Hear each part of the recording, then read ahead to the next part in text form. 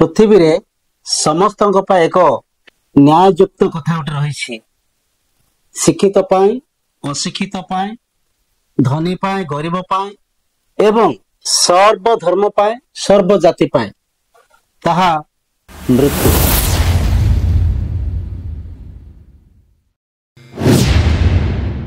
आज आमे मृत्यु विषय आलोचना करिबा जहा कि तार 6 गोटी पॉइंट अछि। मृत्यु उपरे 6 गोटी पॉइंट कहबा पय मु चाहूची। ए 6 गोटी पॉइंट मध्यरु प्रथम पॉइंट होछि मृत्यु कौन। 2 नंबर पॉइंट होछि मृत्यु केते प्रकार। 3 नंबर होछि शारीरिक मृत्यु माने कौन। 4 नंबर पॉइंट होछि मृत्यु क्योंठु आसिला। 5 नंबर होछि द्वितीय मृत्यु माने कौन। 6 नंबर पॉइंट होछि मृत्यु उद्धार पाइबा पाई कौन करबा आवश्यक बा कौन कले मृत्यु उद्धार पाई परिबा। भाई भौणी माने प्रथम पॉइंट मृत्यु कौन ए विषय रे हमें आलोचना करिबा। हमें जो ऊपर आलोचना करिबा मृत्यु मृत्यु कौन। जेतेबेले जन मनुष्य पाखरे प्राण बा जीवन थाए से जीवित होई थाए मृत्यु घोषणा जो करा होछि केतेबेले करा होछि काहा को मृत्यु बोली कहा जीवो। शरीर ठारू जेतेबेले निश्वास वायु प्राण बा जीवन चली जाए तार समस्त अष्टांग शरीर पंचेंद्रिय किछि काम करे ना से भलो मंद किछि सुने ना कि जाने ना कि कहि पारे ना ताको मृत्यु बोली कहा जीवो। तार शरीर ठारू ए प्राण बा जीवन पृथक जेतेबेले हे जाए सेतेबेले ताको मृत्यु बोली के घोषणा करा जाउछि। आमे सेकंड पॉइंट ऊपर आलोचना करिबा मृत्यु केते प्रकार। प्रिय भाई भौणी माने मृत्यु 2 प्रकार। प्रथम मृत्यु हेउछि शारीरिक मृत्यु। आमे तृतीय पॉइंट ऊपर जिबा एवं आलोचना करिबा शारीरिक मृत्यु माने कोन। आमे ए मृत्यु विषय जो आलोचना करिछु गोटे गछ ऊपर आमे समीक्षा करिबा। जेतेबेले गोटे गछ निज जीवन बा प्राण हरई थाए सेतेबेले से मौली जाए तापर से सुखी जाए ता माने गछटा मरी गला। मनुष्य मानक मध्य ठीक सेमती कार एक्सीडेंट हेई थाए एवं केते लोकंकर आउ रोगरे आउ मरण हेई थाए एवं विभिन्न माध्यम रे जेतेले मनुष्य मरी जाए अर्थात शरीर ठारू प्राण विच्छिन्न हो जाए तार कौन सी कार्यकारी हुए ना अष्टांग शरीर कि पंचेंद्रिय सेतेबेले ताकू मृत्यु हो गला बोली कि घोषणा करा जाउछि ता होछि मृत्यु। 4 नंबर पॉइंट आलोचना करिबा ता होछि मृत्यु केउठु आसिला। पाप करिबा सकाशे मनुष्य को परमेश्वर मृत्युर अभिशाप देले। मृत्यु आसीबार मूल कारण होछि पाप। मृत्यु जो आसीछि मृत्यु समस्त किंतु ए मृत्यु जदियो आसीछि समस्त को समान बयस करे नुहे काको तो मां पेट रे थाए के एक्सीडेंट रे होंती एवं के साधारण भाव रे बयस को न हेउनी बीमार है कि मर जांती के मेडिकल रे मर जांती ए प्रकार विभिन्न माध्यम रे मृत्यु हेई थाए।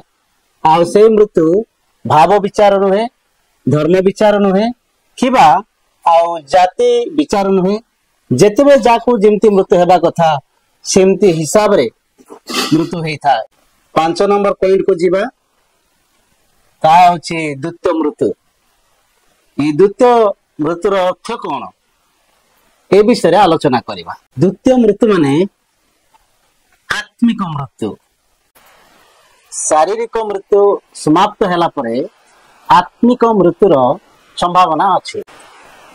जने मनुष्य ତା ଜୀବନ କାଳ ମଧ୍ୟରେ ସେ ଯେଉଁ କର୍ମ କରିଛି ତାର ଶାରୀରିକ ମୃତ୍ୟୁ ପରେ ସେଇ ଫଳ ସେ ପାଇବ।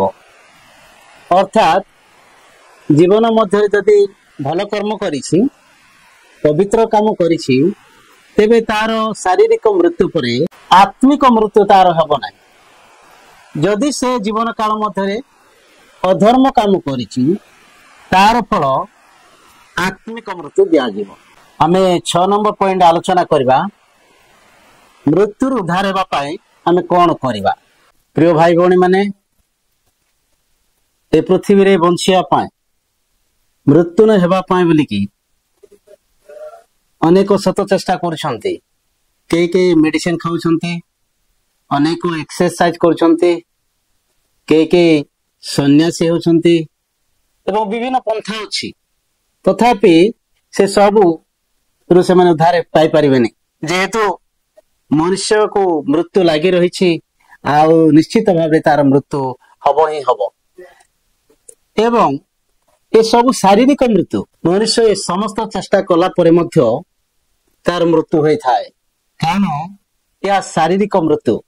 ସେ ଯେତେବେଳେ ପୃଥିବୀରେ ଜନ୍ମ ହେଇ ରହିଲା ପରେ ଈଶ୍ୱରଙ୍କ ବିରୁଦ୍ଧରେ ପାପ କରି ଚାଲିଥାଏ, ସେଥିପାଇଁ ପାପର ପ୍ରତିବଦଳରେ ପରମେଶ୍ୱର ମୃତ୍ୟୁର ଅଭିଶାପ ଦେଇଛନ୍ତି।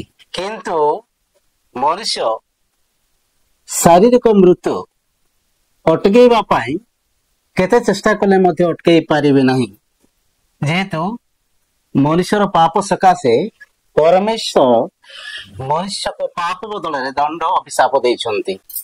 ପ୍ରଥମ ମୃତ୍ୟୁ ସମସ୍ତଙ୍କ ପାଇଁ ସୁନିଶ୍ଚିତ, ଏଥିରୁ କେହି ଉଦ୍ଧାର କରିପାରିବେ ନାହିଁ।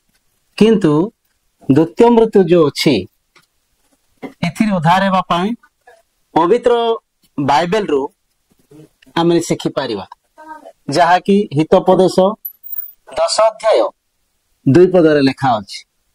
ସେଠି ଲେଖା ଅଛି, ଯେଉଁମାନେ ଧାର୍ମିକ ଜୀବନ କାଟୁଛନ୍ତି, ପବିତ୍ର ଜୀବନ କାଟୁଛନ୍ତି, ଈଶ୍ୱର ଭୟ ଜୀବନ କାଟୁଛନ୍ତି, ସେମାନେ ନିଶ୍ଚିତ ଭାବରେ ଦ୍ୱିତୀୟ ମୃତ୍ୟୁରୁ ଉଦ୍ଧାର ହେବେ।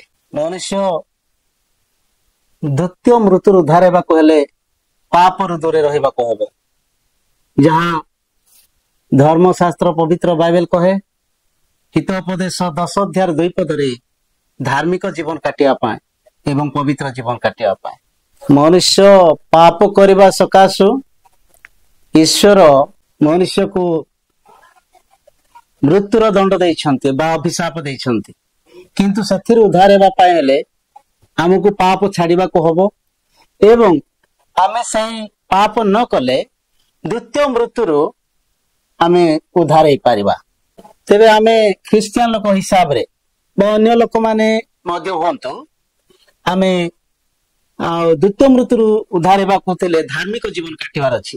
ଯାହାକି କଣ କଲେ ହେବ, କଣ କଲେ ଜଣେ ଦ୍ୱିତୀୟ ମୃତ୍ୟୁରୁ ଉଦ୍ଧାର ହେଇପାରିବ, ତା ଧର୍ମଶାସ୍ତ୍ର ପବିତ୍ର ବାଇବେଲରେ ଲେଖା ଅଛି। ହିତୋପଦେଶ 10 ଅଧ୍ୟାୟ 2 ପଦରେ, ଆଉ ସେ ପବିତ୍ର ଜୀବନ ଯାପନ କଲେ ଦ୍ୱିତୀୟ ମୃତ୍ୟୁରୁ ମନୁଷ୍ୟ ଉଦ୍ଧାର ହେଇପାରିବ।